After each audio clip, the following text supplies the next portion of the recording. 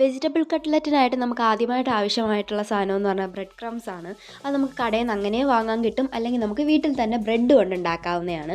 ഇവിടെ എനിക്ക് ആവശ്യമായിട്ടുള്ള ബ്രെഡ് എടുത്ത് അത് ജസ്റ്റ് ഒന്ന് ടോസ്റ്റ് ചെയ്തെടുത്തതിൻ്റെ ശേഷം ചെറിയ ചെറിയ പീസായിട്ട് മുറിച്ച് ഒരു മിക്സിയിലിട്ട് അരച്ചെടുക്കുകയാണ് ചെയ്യുന്നത്.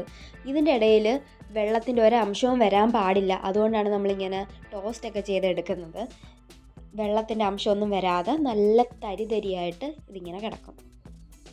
അടുത്തത് ഉരുളക്കിഴങ്ങാണ്. ഞാനിവിടെ ഒരു വലിയ ഉരുളക്കിഴങ്ങും 2 കൊച്ചു ഉരുളക്കിഴങ്ങും കുക്കറിലിട്ട് വേവിച്ച് തൊലിയെല്ലാം കളഞ്ഞ് നല്ലതുവണ്ണം മാഷ് ചെയ്ത് വെച്ചിട്ടുണ്ട്. അതിനുശേഷം നമുക്കിതിന് വേണ്ടുന്ന സാധനങ്ങൾ എന്ന് പറഞ്ഞാൽ നമ്മുടെ കയ്യിൽ എന്തെല്ലാം വെജിറ്റബിൾസ് ഉണ്ടോ അതെല്ലാം നമുക്ക് എടുക്കാം. ഞാനിപ്പോൾ ഇവിടെ ബീൻസ് നല്ല ചെറുതായിട്ട് അരിഞ്ഞത്, ക്യാരറ്റ് നല്ല ചെറുതായിട്ട് അരിഞ്ഞത്, കുറച്ച് ഇഞ്ചിയും വെളുത്തുള്ളിയും, അതിനുശേഷം സവാളയുണ്ട് കേട്ടോ. സവാളയുടെ അരി ഞാൻ വിട്ടുപോയിട്ടുണ്ടായിരുന്നു. പിന്നെ മുളകും നമ്മുടെ എരിക്കനുസരിച്ച് ആവശ്യത്തിന് മുളകും ചെറുതായിട്ടെല്ലാം അരിയണം. സവാളയും വളരെ ചെറുതായിട്ട് അരിയേണ്ടതാണ്. അത് പിന്നാണ് ഞാൻ ഓർക്കുന്നത് തന്നെ. ഇതെല്ലാം കഴിഞ്ഞു. ഇനി നമ്മൾ മസാല പ്രിപ്പറേഷനിലേക്ക് കടക്കുകയാണ്. മസാല ഉണ്ടാക്കാൻ വേണ്ടി ആദ്യം തന്നെ നമ്മൾ ചട്ടി എടുക്കുക. ഇതെല്ലാം ഒന്ന് വഴറ്റാൻ വേണ്ടി ആവശ്യത്തിനുള്ള എണ്ണ ഒഴിക്കുക. അത് സൺഫ്ലവർ ഓയിലോ അതേപോലെ കോക്കനട്ട് ഓയിലോ എന്തെണ്ണ വേണമെങ്കിലും എടുക്കാം. ഞാൻ ഇവിടെ കോക്കനട്ട് ഓയിലാണ് കേട്ടോ എടുത്തേക്കുന്നത്. കോക്കനട്ട് ഓയിൽ എടുത്തിട്ട് അതിലേക്ക് ഇഞ്ചിയും വെളുത്തുള്ളി ഇടുക, പച്ചമുളകും ഇടുക. രണ്ടും നല്ലതുകൊണ്ട് മിക്സ് ചെയ്തിട്ട് കുറച്ച് കഴിയുമ്പോഴത്തേക്ക് നമ്മുടെ സവാള, ഞാൻ പറഞ്ഞില്ലേ സവാളയുടെ അരിഞ്ഞ് മറന്നുപോയെന്ന്, പിന്നെയാണ് സവാള എടുത്ത് പെട്ടെന്ന് അരിഞ്ഞതാണ്. ആവശ്യത്തിനുള്ള ഞാൻ ഒരു സവാളയാണ് കേട്ടോ, നല്ല ഫൈൻലി ചോപ്ഡ് ആയിട്ടുള്ള ഒരു സവാളയാണ് ഞാൻ എടുത്തിരിക്കുന്നത്. ഈ മിക്സറിലേക്ക് നമ്മുടെ സവാളയും കൂടി ഇട്ട് നല്ലതുകൊണ്ട് ഇളക്കുക. സവാള ഒരു യെല്ലോ കളറാവണം. ആ ഒരു യെല്ലോയിഷ് ആ ഒരു ടോൺ എത്തുമ്പോഴത്തേക്ക് വേണം ബാക്കി വെജിറ്റബിൾസ് അതിലേക്ക് ആഡ് ചെയ്യാൻ വേണ്ടി. ഇപ്പോൾ ഒരു യെല്ലോയിഷ് ടോൺ എത്തിയോണ്ട് ഞാൻ അതിലേക്ക് ബീൻസും ക്യാരറ്റും ആഡ് ചെയ്യുകയാണ്. നമ്മൾ ഒരു സവാള എടുക്കത്തുള്ളൂ, സവാളയേക്കാൾ കൂടുതൽ ബീൻസും ക്യാരറ്റും വേണം കേട്ടോ. അപ്പം ബാക്കി ബീൻസും ക്യാരറ്റും കൂടി ആഡ് ചെയ്തിട്ട് നല്ലോണം മിക്സ് ചെയ്യുകയാണ്.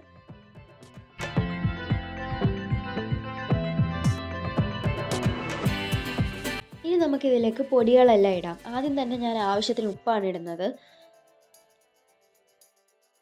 അതിനുശേഷം ആവശ്യത്തിന് മഞ്ഞൾപ്പൊടി. മഞ്ഞൾപ്പൊടിയുടെ കാര്യം പറയുമ്പം നമ്മൾ ഉണ്ടാക്കി വെച്ചേക്കുന്ന ബ്രെഡ് ക്രംസിൽ വേണമെങ്കിൽ നമുക്ക് മഞ്ഞൾപ്പൊടി ഇടാം. അതിന് ഇത്തിരി എക്സ്ട്രാ മഞ്ഞ കളർ വേണമെന്നുണ്ടെങ്കിൽ അതിന് നമുക്ക് മഞ്ഞൾപ്പൊടി ആഡ് ചെയ്യാവുന്നതാണ്.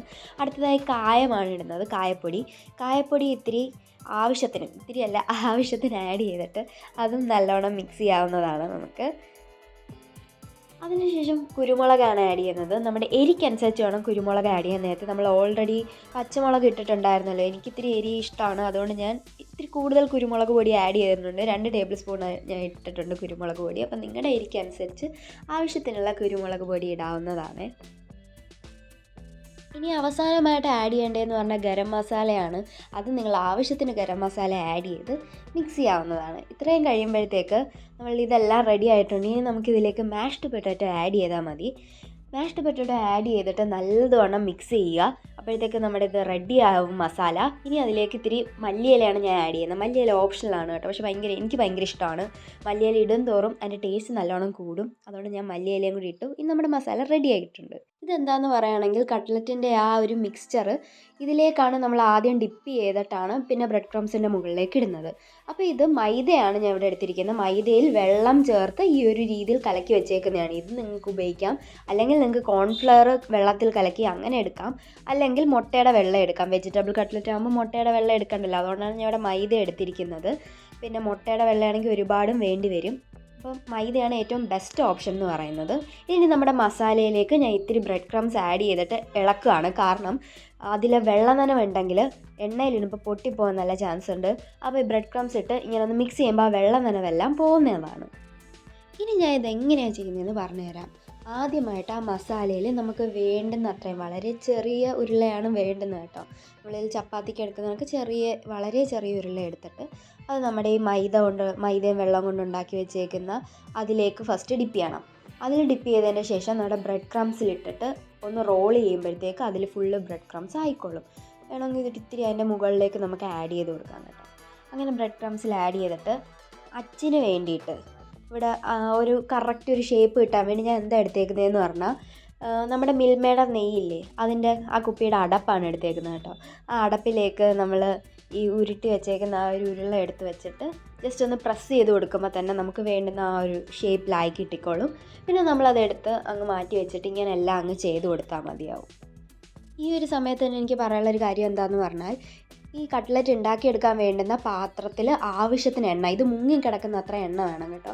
അത്ര എണ്ണ എടുത്തിട്ട് നല്ല ഹൈ ഫ്ലെയിമിൽ ചൂടാക്കി ഇപ്പം തന്നെ നിങ്ങൾ വെക്കണം. എന്നിട്ട് ഇത് റെഡിയായി വരുമ്പോൾ നല്ല തിളച്ച് കിടക്കുന്ന എണ്ണയിൽ, ഒരിക്കലും ലോ ഫ്ലെയിമിൽ വെക്കാൻ പാടില്ല. ഹൈ ഫ്ലെയിം അല്ലെങ്കിൽ മീഡിയം ഫ്ലെയിം, ഹൈ ഫ്ലെയിമിൽ കിടക്കുമ്പോൾ വേണം കേട്ടോ ഇത് വെക്കാൻ വേണ്ടിയിട്ട്, ഇല്ലെങ്കിൽ ഇത് പൊട്ടിപ്പോകുന്നതാണ്. അതുപോലെ തന്നെ എണ്ണ കുടിക്കുകയൊക്കെ ചെയ്യും. അതുകൊണ്ട് ഹൈ ഫ്ലെയിം തന്നെയാണ് എപ്പോഴും പ്രിഫർ ചെയ്യുന്നത്. നല്ല എണ്ണ നല്ല തിളച്ച് കിടക്കുമ്പോൾ അതിലേക്ക് ഇട്ടാൽ മതി. ഇപ്പോൾ നിങ്ങൾക്ക് കാണാം, നല്ല ഹൈ ഫ്ലെയിമിൽ വെച്ചിട്ട് നല്ല എണ്ണ തിളച്ച് കിടക്കുന്ന സമയത്താണ് നമ്മൾ അങ്ങോട്ട് ഇടുന്നത്. ഇട്ട ഉടനെ നമ്മൾ നമ്മുടെ കയ്യിലിരിക്കുന്ന ചട്ടി ഒന്നും കൊണ്ട് അതിലേക്ക് തൊടരുത്, അത് പൊട്ടിപ്പോകാൻ ചാൻസ് കൂടുതലാണ്. ഇട്ട് കുറച്ച് കഴിഞ്ഞിട്ട് ഒന്ന് ഒരു ബ്രൗൺ കളറാവുമ്പം അതങ്ങോട്ട് തിരിച്ചിട്ട് എടുത്താൽ മതി. എടുക്കാൻ നേരം ഹൈ ഫ്ലെയിം തന്നെ ആയിരിക്കണം. ഇപ്പോൾ കണ്ടില്ലേ, കറക്റ്റ് പരുവത്തിന് നമുക്ക് കിട്ടിയിട്ടുണ്ട്.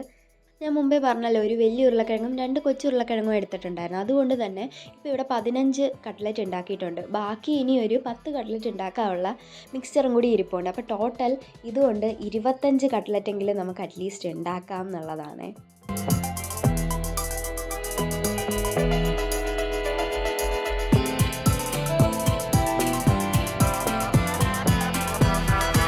അപ്പോൾ നമ്മുടെ കട്ട്ലറ്റ് ഇതേ ഇവിടെ റെഡി ആയിട്ടുണ്ട്. ഇനി ഇതൊന്ന് ടേസ്റ്റ് ചെയ്ത് നോക്കാം. നല്ല സൂപ്പർ ടേസ്റ്റും, കടയിൽ നിന്ന് ഉണ്ടാക്കുന്നതിനേക്കാളും ടേസ്റ്റും. എണ്ണയൊന്നും കുടിച്ചിട്ടില്ല, എണ്ണ കറക്റ്റ് പരുവാണ്. സൂപ്പർ ടേസ്റ്റ്, ഭയങ്കര ക്രിസ്പിയാണിത്. നമ്മൾ കടിക്കുമ്പോഴേ നല്ല മുരുമുര ഉണ്ട്. കഴിച്ചിട്ട് എങ്ങനെ ഉണ്ടെന്ന് പറഞ്ഞു.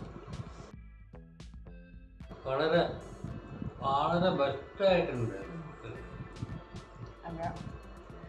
അമ്മൂമ്മയും കട്ട്ലറ്റ് കഴിച്ചു. അമ്മൂമ്മയുടെ അഭിപ്രായം എന്തുവാ കട്ട്ലറ്റിനെ പറ്റി? നല്ലതായിരുന്നു, ഇത്രയൊക്കെ ചെയ്യുമെന്ന് ഞാൻ അറിഞ്ഞില്ല.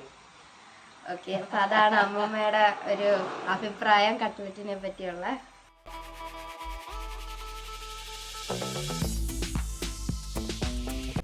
സൂപ്പർ. എങ്ങനെയുണ്ട്?